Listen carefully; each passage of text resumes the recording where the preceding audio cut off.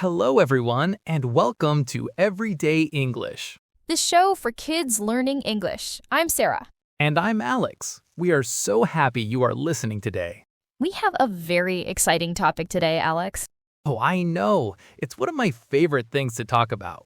Mine too. Today we are talking all about travel and holidays. That's right. Going to new places, seeing new things, it's the best. It really is. So, to all our listeners, have you ever been on a holiday? Maybe you went to the beach, or to a big city, or even camping in the mountains. We're going to talk about all of that today. So, Sarah, when you think of a holiday, what's the first thing you imagine? Ooh, for me, it's definitely a beach holiday. I can feel the sun on my skin and hear the waves. Beach holiday. That sounds lovely. What do you do on a beach holiday? Well, you go to the beach, of course. You can swim in the ocean Right? and build big sandcastles. And you have to wear sunglasses to protect your eyes from the sun. Sunglasses. Good idea. And maybe a hat. I like beach holidays, but I think I also love a good city break. A city break? What's that? A city break is when you visit a big city for a few days, like London or Paris or New York. Oh, I see. You can visit famous places like big museums or tall buildings. It's called sightseeing. Sightseeing. That's a great word. So you see the sights of the city. Exactly. What about an adventure holiday? Have you ever thought about that? An adventure holiday. That sounds exciting. What happens on an adventure holiday? You do exciting activities. Maybe you go hiking in the mountains or kayaking on a river. Wow, hiking and kayaking. That sounds like a lot of fun, but also a lot of work. It can be, but it's very rewarding. And there's also camping. Camping. I know that one. That's when you sleep outside in a tent. Yep, you can sit around the campfire and look at the stars. That sounds so cool. So we have beach holidays, city breaks, adventure holidays, and camping. So many choices. There really are. Okay, Alex. So let's say we have decided we are going on a beach holiday. Yay, I'm ready. But wait, we can't just go. We need to prepare. That's a good point. What's the first thing we need to do? We need to pack. We need to put our things in a suitcase. A suitcase. Right. That's the big bag you take with you. What do we put in it? Well, for a beach holiday, we need clothes. We need shorts, t-shirts, and of course, a swimsuit. A swimsuit for swimming in the ocean. Got it. What else? We definitely need sunscreen. The sun can be very strong, and sunscreen protects our skin. Sunscreen is very important. Okay, swimsuit, sunscreen. What about shoes? Good question. We should pack sandals or flip-flops for the beach. They're easy to wear in the sand. Flip-flops. Check. And we mentioned sunglasses before. Yes, and a hat, and maybe a good book to read while relaxing on the sand.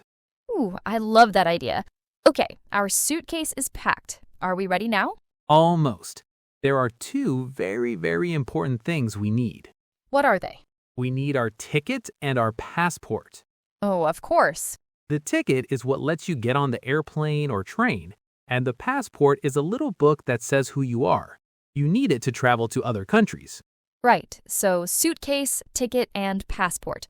Now I think we are ready to go. Let's go. So we're all packed and ready. How do we get to our beach holiday, Alex? Well, there are many ways to travel. We could go by car. A car! Yes, many families go on holiday in their car. It's called a road trip. Exactly. You can put all your suitcases in the back and drive. You can stop whenever you want to see something interesting. That's fun. What's another way? We could take a train. Trains are really cool because you can look out the window and see the countryside passing by. The train rides on a track and it makes a choo-choo sound. I love trains. They can be very fast, too. They can. But if we're going very far away, we might need to take an airplane. An airplane up in the sky. That's right. An airplane can fly over mountains and oceans to take you to another country in just a few hours. Wow, and you get to see the clouds up close. You do. It's amazing. You take off from a place called an airport. An airport. Okay, so we have car, train, and airplane. Are there any others? Well, to get to an island, you might need to take a boat or a ferry. A boat! I've been on a boat. You can feel the water moving under you. It's a great feeling. So many ways to get to our holiday destination. Which one would you choose for our beach trip? I think an airplane. I want to fly above the clouds. Great choice. Airplane it is. Okay, Alex, our airplane has landed. We have arrived. We are on our holiday. Hooray! We made it! So, where do we stay? We will probably stay in a hotel. A hotel is a building with many rooms where travelers can sleep. Okay, a hotel. I've seen those. And I'm getting hungry after all that travel. Me too. We can go to a restaurant to eat. A restaurant is a place where they cook food for you. We can try some local food. Yummy! I love trying new food. So, we sleep in a hotel and we eat in a restaurant. What do we do for fun? Well, we are on a beach holiday, so we will definitely go to the beach and swim. Of course. But we can also do some sightseeing, like we talked about for a city break. Maybe there's an interesting old castle or a famous market near our beach. Oh, cool. So we can explore the area. Exactly. And we should take lots of photos to remember our trip. Taking photos is my favorite part. I want to have pictures of everything. Me too. And before we go home, we should buy some souvenirs. Souvenirs. What are those? Souvenirs are little things you buy to help you remember your holiday. It could be a postcard, a magnet for your fridge, or a little toy. That's a wonderful idea. I would buy a seashell from the beach as a souvenir. That's a perfect souvenir for a beach holiday.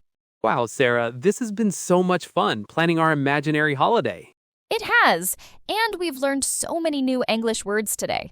We have. Let's do a quick recap. A recap means to say the important things again. Good idea.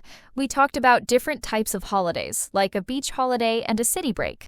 Right, and we learned about packing a suitcase with clothes, sunscreen, and flip-flops.